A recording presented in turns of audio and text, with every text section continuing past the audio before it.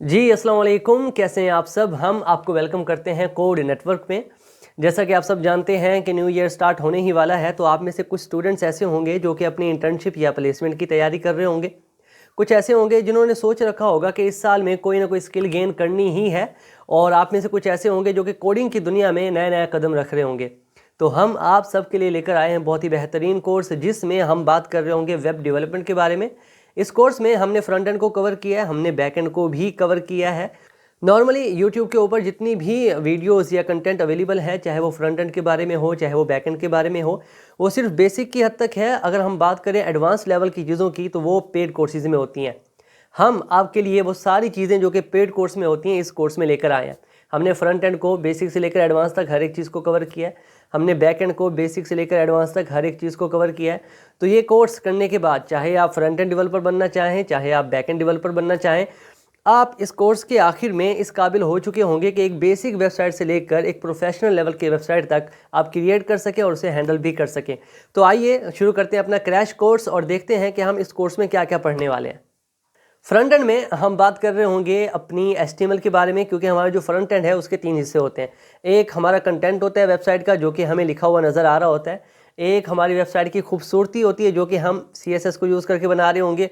और एक हमारी वेब पेज की फंक्शनैलिटी होती है, जो कि हम जावास्क्रिप्ट को यूज़ करके सेट कर रहे होंगे। अब फ्रंट एंड में हम कवर कर रहे होंगे अपना HTML, और साथ में HTML5 को भी हमने इसमें यूज़ किया है। हम CSS यूज़ कर रहे होंगे और CSS3 को भी हम यूज़ कर रहे होंगे।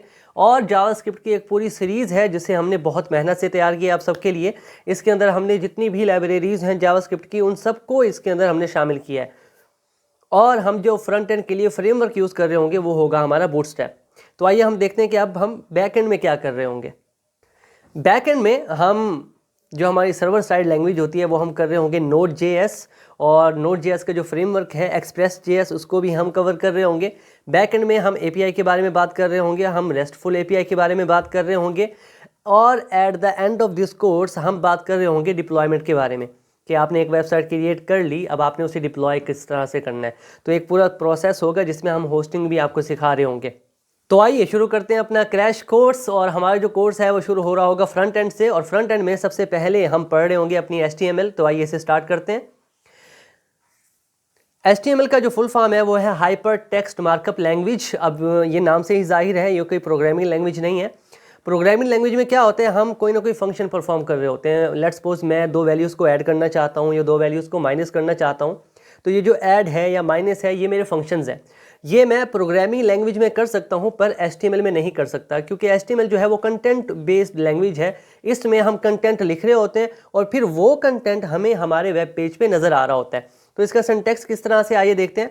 सबसे पहले हमारे पास है डॉक टाइप HTML। इसमें हम अपने सर्वर को बता रहे होते हैं कि हमारे डॉक्यूमेंट की टाइप क्या है। अब क्योंकि मैं HTML यूज़ कर रहा हूँ तो मैंने यहाँ पर HTML लिखा है। उसके बाद हमारे पास आ जाता है HTML का टैग।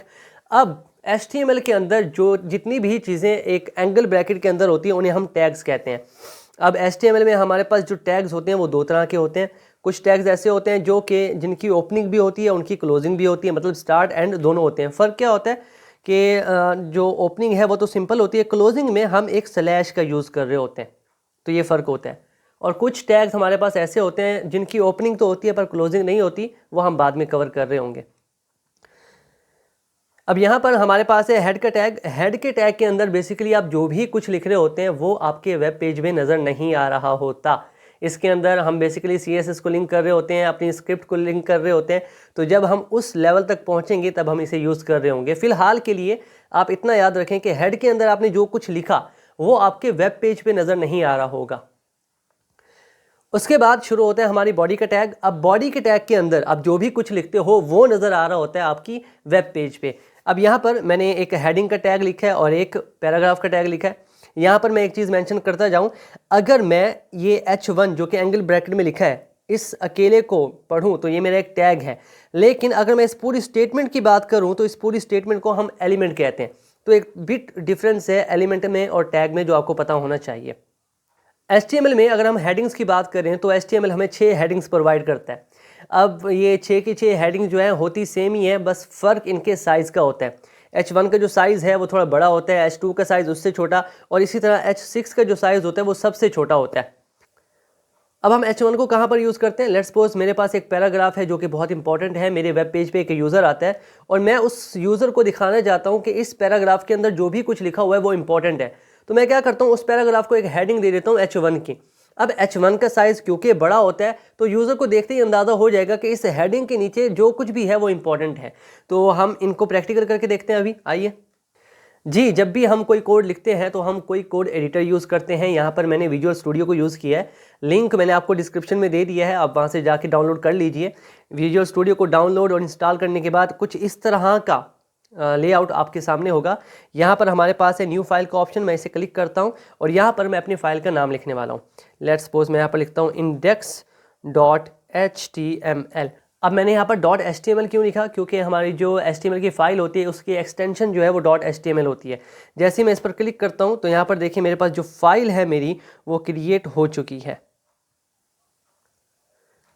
अब मैंने जो इसका नाम रखा है इंडेक्स, ये मैंने ऐसे ही नहीं रखा, इसके पीछे एक लॉजिक है। अब फिलहाल तो हम एक पेज डिज़ाइन कर रहे हैं। हमारी वेबसाइट के एक से ज़्यादा पेजेस होते हैं और उन पेजेस में एक पेज हमारा होता है हमारे होम का। तो हमें सर्वर को बताना पड़ता है कि हमारे होम का पेज कौन सा है।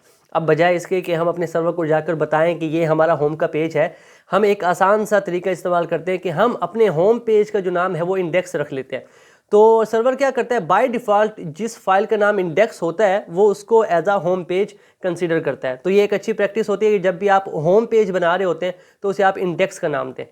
अब यहाँ पर देखें, जैसे ही मैं यहाँ पर एक्सक्लेमेशन मार्क डालता हूँ तो विजुअल स्टूडियो ने मुझे दो ऑप्शन दे दिए। अब यही खूबसूरती है विजुअल स्टूडियो की, ये क्या करता है, एक तो हमारा टाइम बचाता है, हमारे लिखने की मेहनत को बचाता है। अब यहाँ पर है एम एड एब्रीविएशन, जैसे ही मैं इसे क्लिक करता हूँ तो विजुअल स्टूडियो ने बाय डिफ़ॉल्ट मुझे एक कोड लिख कर दे दिया जिसे मुझे लिखने की ज़रूरत नहीं पड़ी। अब यहाँ पर देखिए हमारे पास एक लैंग्वेज का एट्रीब्यूट है यहाँ पर, और ये जो लैंग्वेज का एट्रीब्यूट है ये डबल कोटेशन के अंदर लिखा हुआ है। आप चाहें तो इसे सिंगल कोट में भी लिख सकते हैं। अगर आपका बैकग्राउंड C++ रहा है तो आप इसे डबल कोटेशन में ही यूज़ करें तो ज़्यादा बेहतर है। उसके बाद हमारा हेड का टैग आ जाता है। जैसा मैंने पहले कहा, हेड के टैग के अंदर आपने जो भी कुछ लिखा वो आपके वेब पेज पे नज़र नहीं आ रहा होता, तो इसलिए फ़िलहाल HTML के सिलेबस में मैं इसे छोड़ रहा हूँ, बाद में हम इसे कवर कर रहे होंगे। उसके बाद आती है हमारी बॉडी के टैग के अंदर अब हम हेडिंग्स बनाकर देखते हैं। लेट्स सपोज मैं H1 बनाता हूँ और इसे नाम दे देता हूँ दिस इज़ हेडिंग। मैं इसे करता हूँ सेव Ctrl+S करके और जाता हूँ अपने ब्राउज़र में। मेरी फ़ाइल जो कि मैंने यहाँ पर प्लेस की थी इंडेक्स, इसे मैं करता हूँ ओपन। तो यहाँ पर देखिए मेरी हेडिंग जो है वो यहाँ पर नज़र आ रही है, ये मेरी H1 थी। तो क्योंकि हमारे पास H6 तक हेडिंग्स होती हैं तो मैं इसे करता हूँ कॉपी और मैं बनाता हूँ H2, इसके अंदर इसे पेस्ट कर देता हूँ। इसी तरह H3 अगेन मैं पेस्ट करता हूँ। नाउ H4 अगेन, H5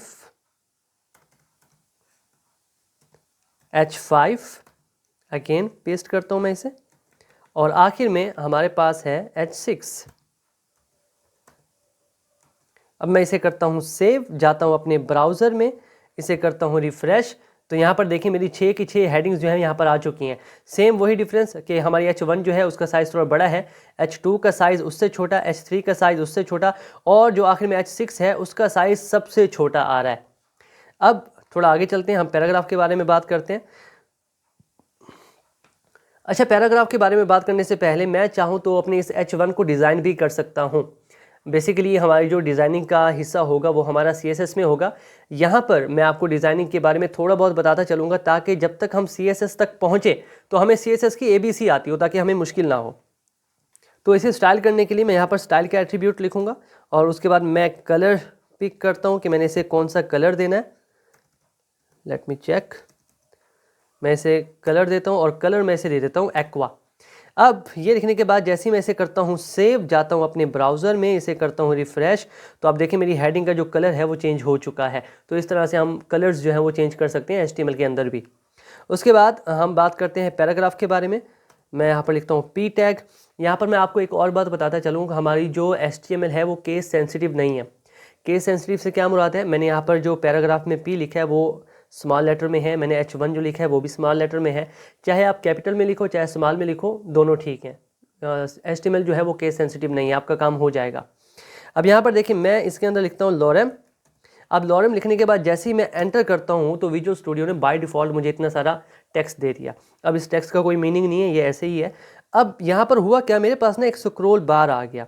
अब मैं चाहता हूँ कि ये स्क्रॉल बार जो है वो ख़त्म हो जाए, तो इसके लिए मैं क्या करूँगा, मैं इस लाइन को करूँगा सिलेक्ट, जाऊँगा अपनी सेटिंग में, ओपन करूँगा कमांड पैलेट और यहाँ पर सर्च करूँगा टॉगल वर्ड रैप। मुझे यहाँ पर नज़र आ रहा है, आपको नज़र ना आ रहा हो तो आप इसे सर्च कर लीजिएगा यहाँ पर लिख के।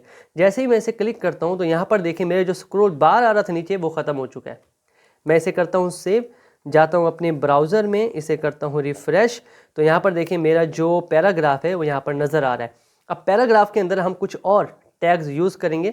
लेट्स सपोज बात को क्या होता है, हमें कोई वर्ड इटैलिक में लिखना होता है, तो अगर मुझे इटैलिक में कुछ लिखना है तो मैं आई टैग का यूज़ करूँगा, विच मीन इटैलिक।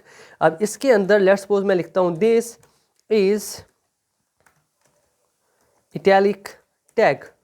अब ये मैंने जो लिखा है इटैलिक टैग, ये मेरा नज़र आ रहा होगा इटैलिक में। लेट्स सपोज मैं इसे करता हूँ सेव, जाता हूँ अपने ब्राउज़र में, इसे करता हूँ रिफ़्रेश, तो यहाँ पर देखें जो मैंने लिखा दिस इज़ इटैलिक टैग वो इटैलिक में आ रहा है, उसका जो फ़ॉन्ट है वो चेंज हो चुका है।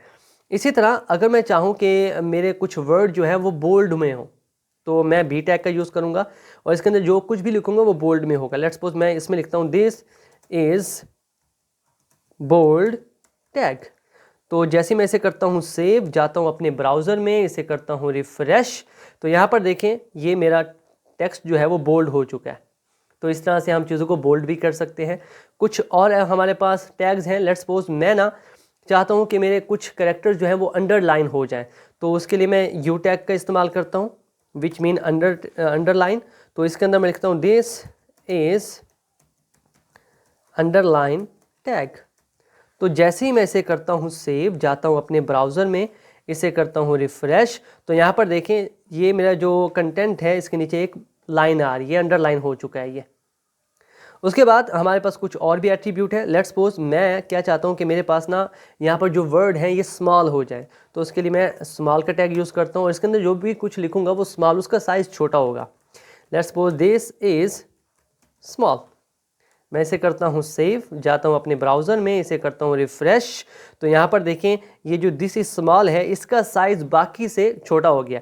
इसी तरह मेरे पास एक बिग का एट्रीब्यूट भी होता है। लेट्स सपोज मैं चाहता हूँ कोई हमारे पास जो टैग हो या कुछ टेक्स्ट हो उसका साइज़ बड़ा हो, तो इसके लिए मैं लिखूँगा बिग और इसके अंदर मैं जो भी कुछ लिखूँगा वो बड़ा होकर मुझे नज़र आ रहा होगा। जैसे this is let's suppose big text, तो जैसे मैं इसे करता हूँ सेव, जाता हूँ अपने ब्राउज़र में, इसे करता हूँ रिफ़्रेश, तो यहाँ पर देखें हमारे पास ये रहा, हमारे पास दिस इज़ बिग टेक्स्ट, तो इसका जो साइज़ है वो बाकी सबसे ज़्यादा आ रहा है। तो इस तरह से हम इनको यूज़ कर रहे होते हैं। उसके बाद हमारे पास कुछ और भी हैं। बाज़ वक़्त क्या होता है, हम मैथमेटिकल कोई इक्वेशन लिख रहे होते हैं या केमिस्ट्री की कोई फार्मूला लिख रहे होते हैं। लेट्स सपोज मैं पानी का फार्मूला लिखना चाहता हूँ विच इज़ H2O, तो 2 जो होता है वो बेस में आ रहा होता है, तो वो हम कैसे लिखते हैं। लेट्स सपोज मैं यहाँ पर लिखता हूँ H, अब मुझे 2 जो है वो बेस में लिखना है, तो उसके लिए मैं क्या करूँगा, मैं सिंपल सब स्क्रिप्ट यूज़ करूँगा विच इज़ सब, और इसके अंदर जो भी कुछ लिखूँगा वो मेरे बेस में आ रहा होगा। मैंने इसमें 2 लिखा है और आखिर में मैं लिख देता हूँ O। तो जैसे मैं इसे करता हूँ सेव, जाता हूँ अपने ब्राउज़र में, इसे करता हूँ रिफ़्रेश, तो यहाँ पर देखें मेरे पास 2 जो है वो बेस में आ रहा है। इसी तरह मैं चाहूँ कि 2 मेरा पावर में आ जाए तो वो भी हम कर सकते हैं। वो किस तरह से करेंगे, मैं सब की जगह ना सुपर लिख दूँगा, सुपर स्क्रिप्ट। तो मैं लिखता हूँ 10 और इसकी पावर बनाना चाहता हूँ मैं 2, तो मैं सुपर स्क्रिप्ट का यूज़ करूँगा, इसमें लिखूँगा 2। तो जैसे ही मैं इसे करूँगा सेव, जाता हूँ अपने ब्राउज़र में, इसे करता हूँ रिफ़्रेश, तो अब देखें 2 जो है वो पावर में आ रहा है, अब थोड़ा चेंज हो चुका है। तो इस तरह से हम चीज़ों को यूज़ कर रहे होते हैं। उसके बाद मैं चाहता हूँ कि यहाँ पर ना मेरी लाइन जो है ये जिसके बाद ये लाइन ब्रेक हो जाए, अगली लाइन में शिफ्ट हो जाए। तो अगर मैं न्यू लाइन के लिए यूज़ करूँ तो मेरे पास एक टैग होता है, मैं इसे यूज़ करने वाला हूँ यहाँ पर। तो मैं बी का टैग यूज़ करता हूँ, BR विच इन ब्रेक। तो मैंने यहाँ पर लाइन को ब्रेक कर दिया। जैसे ही मैं इसे सेव करता हूँ, जाता हूँ अपने ब्राउज़र में, इसे करता हूँ रिफ़्रेश, तो यहाँ पर देखें लाइन जो है यहाँ पर ब्रेक हो गई है और न्यू लाइन में चली गई है। इसी तरह से हमारे पास चंद एक और एट्रीब्यूट होते हैं जिन्हें कि हम यूज़ कर रहे होंगे। अब मैं कुछ और चीज़ें आपको इसमें बताता हूँ। लेट्स सपोज मेरे पास ये पैराग्राफ का टैग है, मैं इसमें काफ़ी सारे स्पेसेस डाल देता हूँ। अब मैं इसे करता हूँ सेव, जाता हूँ अपने ब्राउज़र में, इसे करता हूँ रिफ़्रेश। तो यहाँ पर देखिए वो स्पेसेस जो मैंने अपने कोड एडिटर में डाली थी वो यहाँ पर नज़र नहीं आ रही।